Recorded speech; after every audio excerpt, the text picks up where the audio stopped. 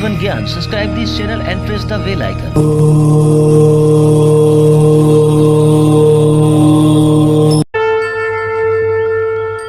जय माता दी। आप सभी का हमारे YouTube चैनल जीवन ज्ञान में बहुत बहुत स्वागत है। तो आइए सुनते हैं अपरा एकादशी की कथा। ऐसे ही ज्ञानवर्धक जानकारियाँ प्राप्त करते रहने के लिए हमारे इस चैनल जीवन ज्ञान को लाल बटन दबा करके सब्सक्राइब करें, साथ में बेल आइकन घंटी दबाएं। कमेंट में जय माता दी जरूर लिखें ताकि आपकी कुशलता का हमें पता चलता रहे। ज्येष्ठ माह कृष्ण पक्ष की एकादशी को अचला एकादशी, अपरा एकादशी, जल क्रीड़ा एकादशी के नाम से जाना जाता है। इस दिन भगवान विष्णु के त्रिविक्रम रूप का भी पूजन किया जाता है। जो भी सच्ची श्रद्धा के साथ, नियम और निष्ठा के साथ एकादशी का व्रत करते हैं, भगवान विष्णु माता लक्ष्मी की कृपा से उन्हें सभी प्रकार के सुखों की प्राप्ति होती है। अपरा एकादशी का महत्व धर्म शास्त्रों के अनुसार अपरा एकादशी व्रत करने से गर्भपात, ब्रह्म हत्या, राक्षस योनि, झूठ, बुराई व अन्य पापों से मुक्ति प्राप्त होती है। इस व्रत को करने से मनुष्य को तीनों पुष्करों में स्नान के समान, गंगा जी के तट पर पिंडदान के समान और कार्तिक माह में स्नान के समान, सूर्य चंद्र ग्रहण में, कुरुक्षेत्र में यज्ञ, दान एवं स्नान के पुण्य के समान फल की प्राप्ति होती है। जो व्यक्ति पूरे विधि विधान से अपरा एकादशी का व्रत करता है, उसे सौभाग्य की प्राप्ति होती है और पापों से मुक्ति प्राप्त होती है। मनुष्य को तभी सुख और समृद्धि की प्राप्ति होती है जब मनुष्य के सभी पाप और ताप नष्ट हो जाते हैं, तब जाकर के मनुष्य को सभी प्रकार के सुखों की प्राप्ति होती है। तो आइए सुनते हैं अपरा एकादशी की कथा। तो बोलिए प्रेम से भगवान विष्णु की जय, माता लक्ष्मी की जय। बहुत समय पहले की बात है। एक बार युधिष्ठिर ने भगवान श्री कृष्ण से पूछा कि हे जनार्दन, ज्येष्ठ माह के कृष्ण पक्ष में कौन सा एकादशी किया जाता है और इस एकादशी को करने से क्या लाभ की प्राप्ति होती है, यह मैं आपसे सुनना चाहता हूँ। तो भगवान श्री कृष्ण ने कहा कि हे राजन, आपने बड़ा ही उत्तम सवाल पूछा है। यह लोगों के हित के लिए बहुत ही उत्तम बात आपने पूछी है। राजेंद्र, ज्येष्ठ माह के कृष्ण पक्ष में एकादशी का नाम अपरा एकादशी है। यह बहुत पुण्य प्रदान करने वाली है और बड़े बड़े पातकों का नाश करने वाली है। ब्रह्म हत्या से दबा हुआ, गोत्र की हत्या करने वाला, गर्भस्थ बालक को मारने वाला, पर निंदा तथा पर स्त्री लंपट पुरुष भी अपरा एकादशी के व्रत से निश्चय ही वह उस पाप से मुक्ति पाता है। तो आओ मैं तुम्हें एक कथा सुनाता हूँ। इस प्रकार भगवान फिर अपरा एकादशी की कथा सुनाने लगे।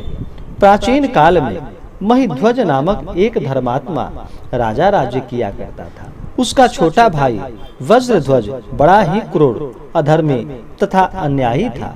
वह अपने बड़े भाई से द्वेष रखता था। उस पापी ने एक दिन रात्रि में अपने बड़े भाई की हत्या करके उसकी देह को एक जंगली पीपल के नीचे गाड़ दिया। इस अकाल मृत्यु से राजा प्रेतात्मा के रूप में उसी पीपल पर रहने लगा और अनेक उत्पात करने लगा। एक दिन अचानक धौम्य नामक ऋषि उधर से गुजर रहे थे।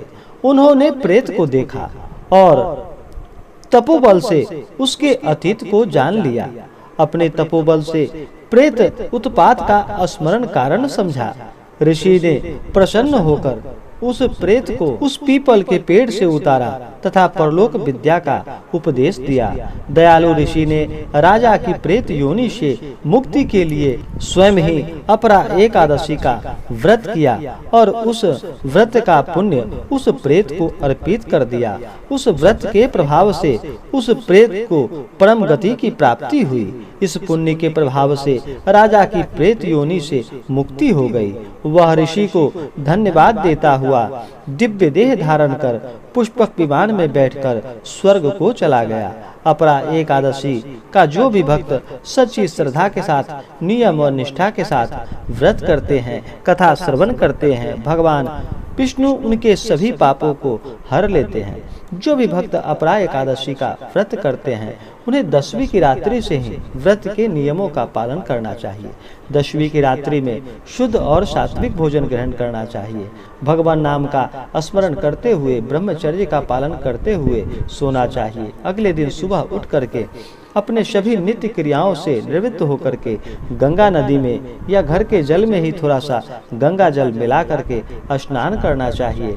शुद्ध वस्त्र धारण करके मन में संकल्प लेना चाहिए कि हे भगवान विष्णु, हे माता लक्ष्मी, हे भगवान त्रिविक्रमादित्य, आज मैं आपके अपरा एकादशी का व्रत करने जा रहा हूँ या करने जा रही हूँ। इस प्रकार से मन में संकल्प लेते हुए भगवान से प्रार्थना करें। आपके मन में जो भी इच्छा हो, जो भी कामना हो, वह भगवान के सामने प्रस्तुत करें और भगवान को उससे कहें। दिन भर व्रत उपवास रहते हुए भगवान का पंचोपचार या षोडशोपचार पूजन विधि के द्वारा भगवान विष्णु और माता लक्ष्मी का पूजन करें। भगवान को इस दिन एक अच्छे से मंडप बनाए, अच्छे से जगह को पवित्र करके उस जगह पे एक चौकी लगाए। चौकी पे पीला वस्त्र बिछा करके भगवान विष्णु, माता लक्ष्मी का प्रतिमा या फोटो रख करके उनका पूरे विधि विधान के साथ पूजन करें।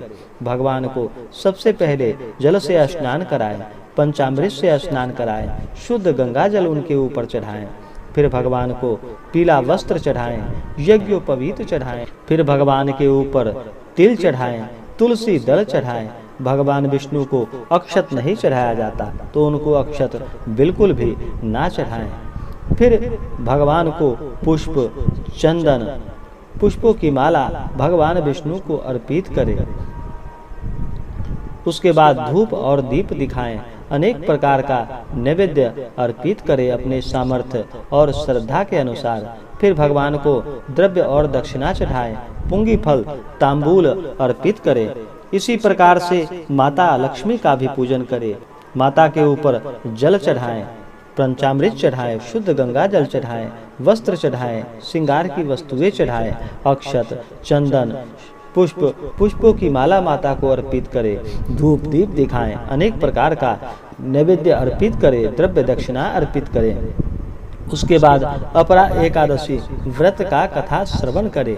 फिर भगवान की और माता की आरती करें। इस प्रकार पूजन करते हुए सुबह और शाम के वक्त रात्रि में भजन कीर्तन करते हुए, रात्रि में जागरण करते हुए, कथा श्रवण करते हुए अगले दिन जा करके सुबह उठ करके स्नान करके भगवान का पूजन करके फिर ब्राह्मणों को भोजन कराए, ब्राह्मणों को दान दक्षिणा दे।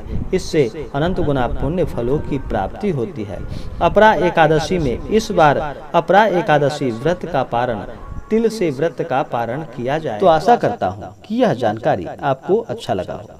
ऐसे ही ज्ञानवर्धक जानकारियाँ प्राप्त करते रहने के लिए हमारे इस चैनल जीवन ज्ञान को लाल बटन दबा करके सब्सक्राइब करें, साथ में बेल आइकन घंटी दबाएं, कमेंट में जय माता दी जरूर लिखें, वीडियो को लाइक और अपने मित्रों तथा दोस्तों के साथ शेयर करें। जय माता दी। धन्यवाद।